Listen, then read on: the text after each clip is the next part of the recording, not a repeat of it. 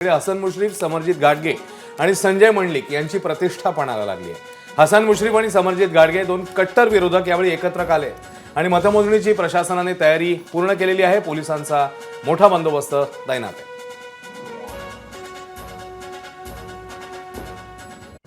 कोल्हापूर जिल्ह्यामध्ये 3 नगरपंचायती आणि 10 नगर परिषदेची मतमोजणी आहे ती आज होणार आहे आणि मतमोजणीची संपूर्ण तयारी आहे ती झालेली आपल्याला पाहायला मिळत आहे।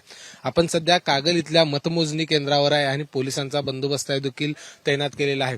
कोल्हापूर जिल्ह्यामध्ये आपण जर बघितलं तर जवळपास 10 नगर परिषदा आणि 3 नगरपंचायतीची मतमोजणी आहे आणि त्यासाठीचा बंदोबस्त आहे तो देखील तैनात केलेला आपल्याला पाहायला मिळत आहे। हसन मुश्रीफ असतील, सतेज पाटील असतील, संजय मंडलिक, प्रकाश आंबेडकर या नेत्यांची प्रतिष्ठा आहे ती पणाला लागलेली आपल्याला पाहायला मिळते। कारण या आधीच आपण बघितलं तर महायुतीनं अशा पद्धतीची घोषणा केली की 13-0 कोल्हापूर जिल्ह्यामध्ये होईल।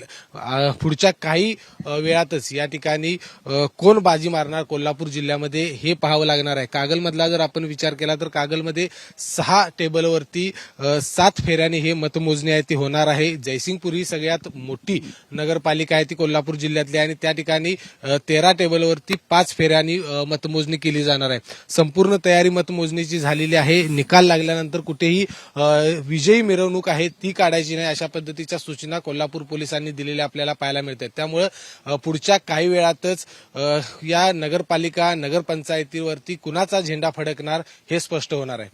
कॅमेरामन निलेश शेवाळेसह विजय केसरकर, एबीपी माझा, कागल, कोल्हापूर। एबीपी माझा, उघडा डोळे बघा नीट।